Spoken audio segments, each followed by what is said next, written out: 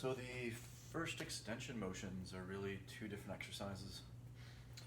And this is where I start trying to break things down into those three postures or phases from the back stick.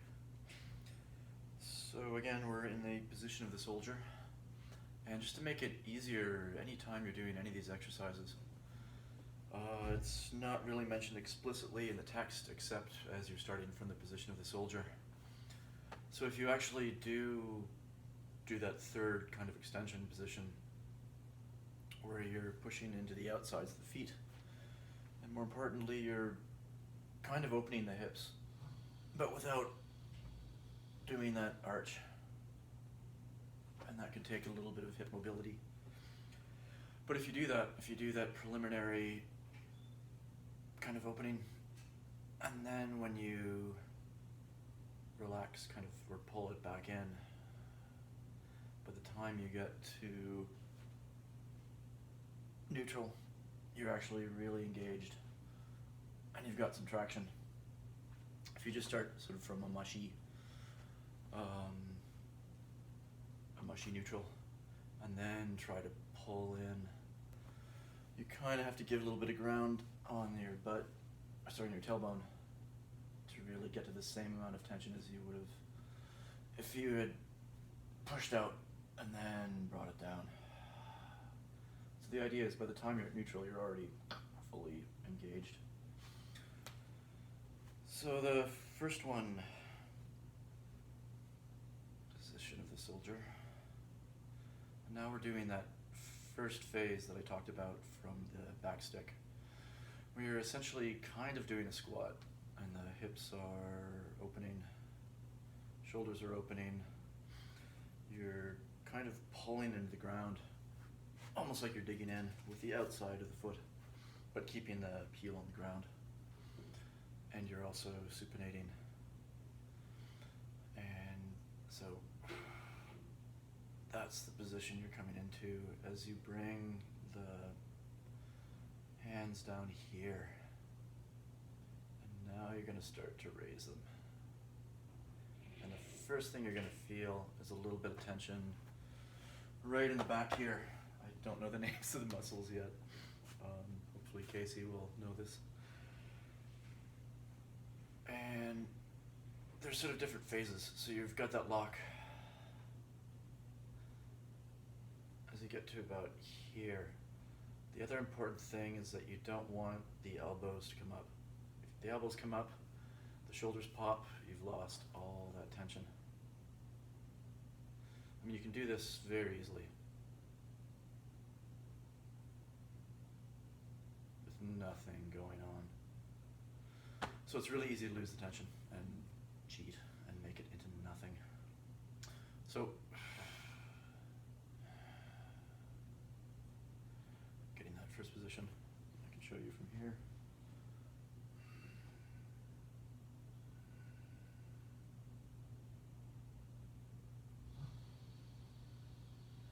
And then as you rise,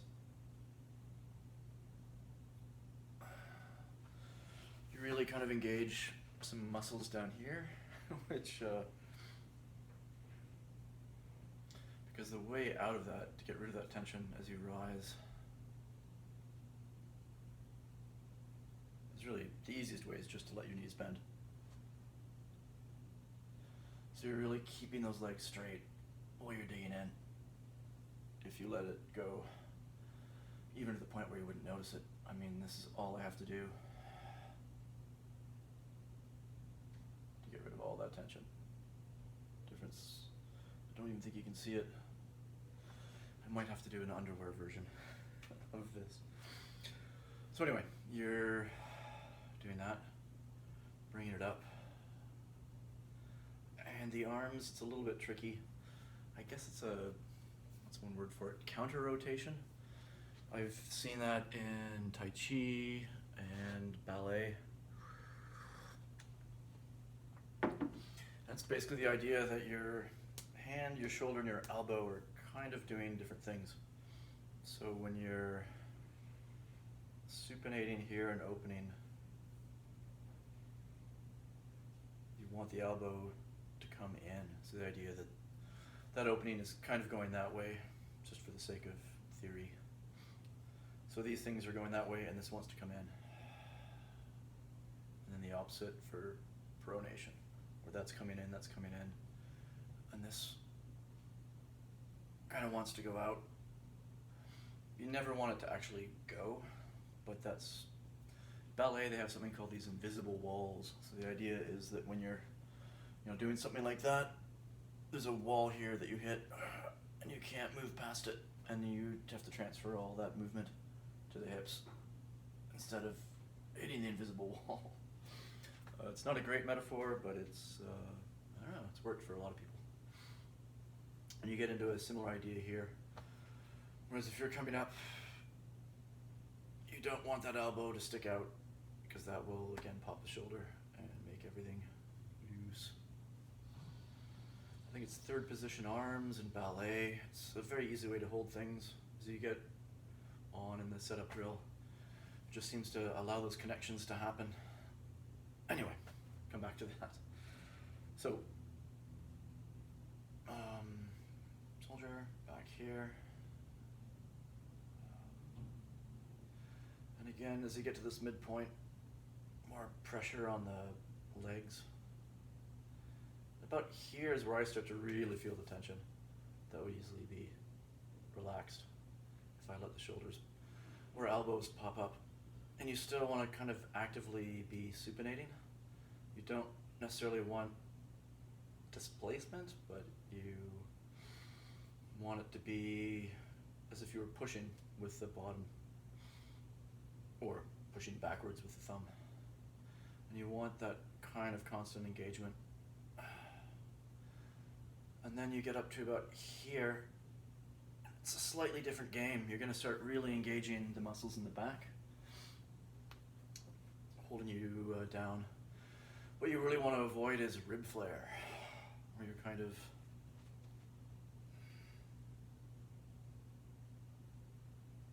letting yourself do that. Again, similar to the overextension. And that's really important. I'm not entirely sure how, or sorry, why. But if you let your ribs come up, you lose a lot of the connection between the top and bottom of your body. So it's really important. You want it to keep it down like that. And that also keeps the shoulders in place. So as you go up,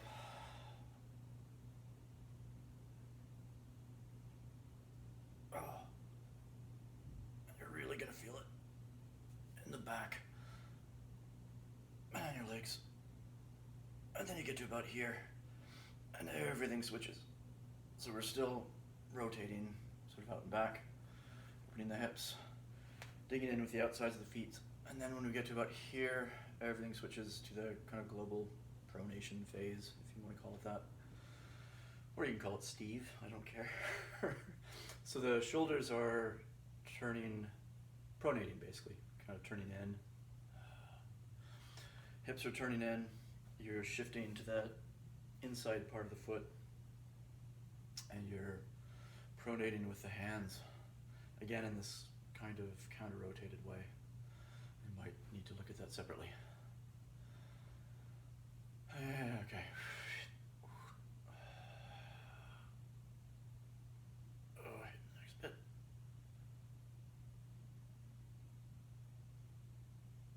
And then you're going to want to pronate. And you get about this far, and you gotta work for it. Don't keep it too far from your head. Whew. And God, where are the...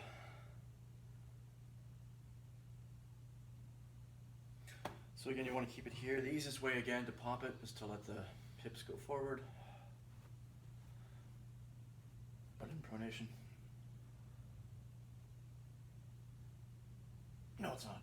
It's about the hip going back. Sorry. Do it from this side.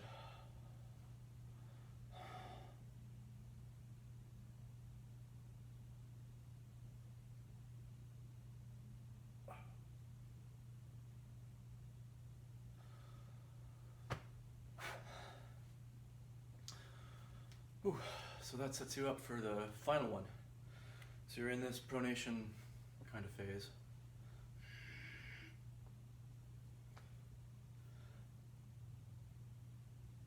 And then you want to go into the, again, go from pronation to supination. So now the shoulders are rotating out and back, hips are opening again, you're switching to the outside of the foot. But instead of pulling in like you would for squat, you're now pushing out.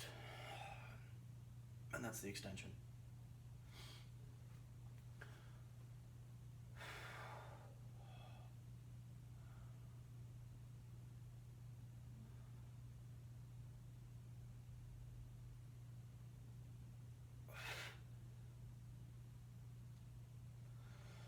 You really want to kind of come forward a little bit as that opens. I mean, the first few months I did it, I had to come up. Kind of came up on the fronts of my feet because I had really bad hip mobility.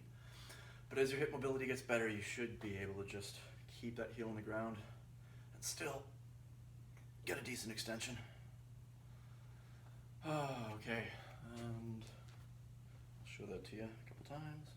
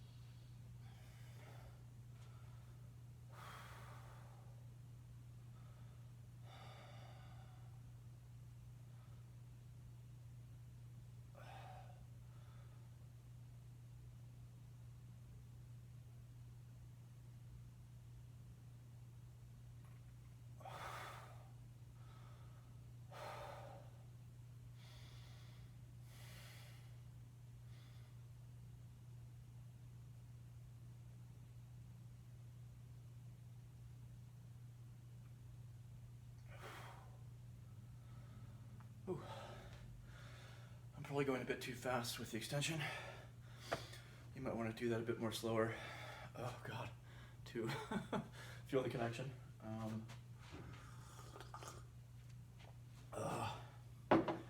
Breathing is another thing. I tend not to breathe. That's not something to emulate. Ooh, you shouldn't connect to your breath too much. You should be able to breathe sort of freely throughout the entire exercise, or find ways to do it. What you really don't want is to try to associate one phase exclusively with an inhale or an exhale, although it might be a good way to start, I don't know. Anyway, that is take one.